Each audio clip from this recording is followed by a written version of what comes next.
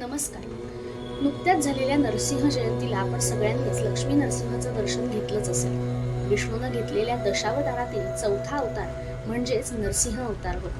हिरण्यकश्यपूचा मुलगा प्रल्हाद याच्या रक्षणासाठी आणि हिरण्यकश्यपूच्या वधासाठी विष्णूने नरसिंह रूपात अवतार घेतला. नरसिंह पुराण, शिवपुराण आणि लिंग पुराण यातील एकत्रित माहितीनुसार हिरण्यकश्यपू या राक्षसाने ब्रह्मदेवाकडून वरदान घेतले होते.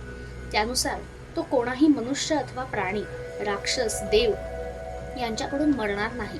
त्याचप्रमाणे कोणत्याही शस्त्र, अस्त्र यामुळेही त्याचा मृत्यू होणार नाही. याशिवायच दिवसा किंवा रात्री, आकाशात किंवा पृथ्वीवर, घरात किंवा घराबाहेर कोठेही कोणीही त्याला मारू शकणार नाही असा वर असल्यामुळे हिरण्यकश्यपू अवध्य झाला होता आणि यामुळेच तो अतिशय उन्मत्त देखील झाला होता. विष्णू हा त्याचा शत्रू होता. त्यामुळे त्रैलोक्यात सर्वत्र त्याने विष्णूची पूजा करण्यावर बंधन घातले होते. यज्ञांचे हवीरभाग, त्याचबरोबर सर्व पूजा अर्चांचे फळ देखील हिरण्यकश्यपू स्वतःसाठीच घेत होता.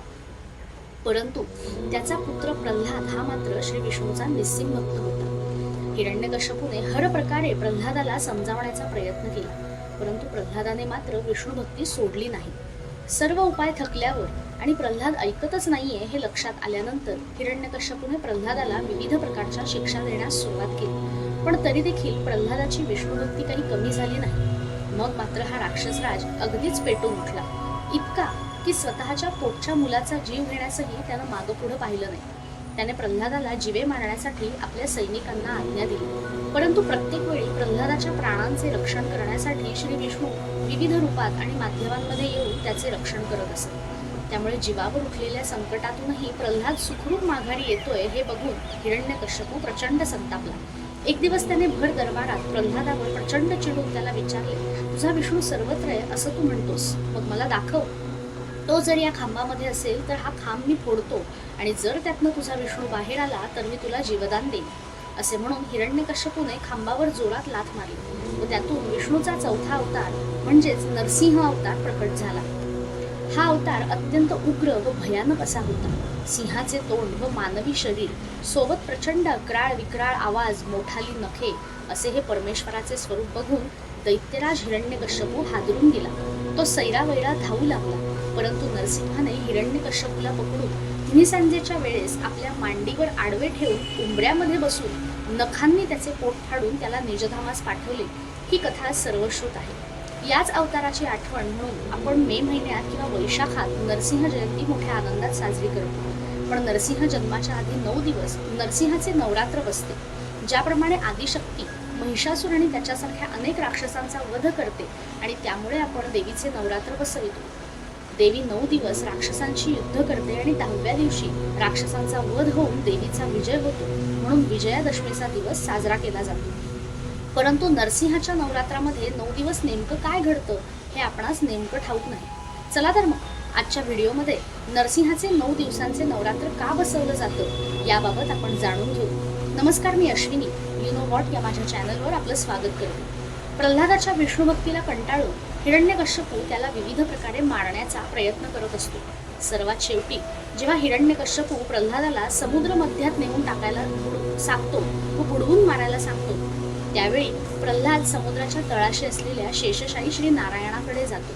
तेथे श्री विष्णू प्रल्हादाला दर्शन देतात असा संदर्भ लिंग पुराण आणि नरसिंह पुराणामध्ये आढळतो. तेथेच प्रल्हाद विष्णूची स्तुती करणारं स्तोत्र रचतो व आपल्या वडिलांच्या मुक्तीसाठी देखील प्रार्थना करतो. वडील अतिशय अपराधी असून सुद्धा नारायणाने आपल्या वडिलांना क्षमा करून उत्तम गती द्यावी यासाठी प्रल्हाद विष्णूकडे प्रार्थना करतो आणि समुद्र देवता विष्णूच्या आज्ञेनं प्रल्हादाला पुन्हा सुखरूप किनाऱ्यावर आणून सोडतो. या सर्व घडामोडीत साधारणपणे 4 ते 5 दिवस प्रल्हाद सागर तळाशी श्री विष्णूजवळ असतो. तर लिंग पुराणातील प्रल्हाद व विष्णूच्या संवादामध्ये विष्णू प्रल्हादाला सांगताय की आत्ता तू पुन्हा तुझ्या राज्यात जा, मी येत्या 3 ते 4 दिवसात येईन आणि तुझ्या वडिलांना मुक्त करेन. प्रल्हाद परत आल्यानंतर जेव्हा दरबारात आपल्या वडिलांना भेटतो त्यावेळेसचे हिरण्यकश्यपूचे वर्णन लिंग पुराण आणि नरसिंह पुराणामध्ये आलेले आहे. तो अत्यंत तेजस्वी, अतिशय बलाढ्य आणि सामर्थ्यवान दिसत होता. त्याच्या तेजाने 10 दिशा दिपून जात होते. प्रल्हादाला त्याच्याकडे बघता क्षणी हे लक्षात आलं की आपल्या पित्याचा मृत्यू जवळ आलेला आहे. मृत्यूपूर्वीचे झळकणारे हे अवर्णनीय तेज आता काही काळातच लोप पावणार आहे याची प्रल्हादाला कल्पना होती.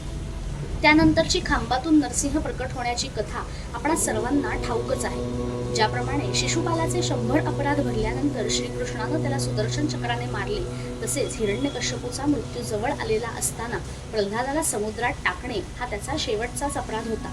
प्रल्हादाला समुद्रात नेऊन बुडवण्याची आज्ञा दिली त्या क्षणापासून हिरण्यकश्यपूची मृत्यूकडे वाटचाल सुरू झाली। इतका प्रचंड मोठा, शिवाय वरदानाने संरक्षित दैत्य मारायचा म्हणजे भगवंताला देखील तयारीनिशी अत्यंत भयानक, तसेच हिरण्यकश्यपूपेक्षाही बलाढ्य रूप घेणे भाग होते।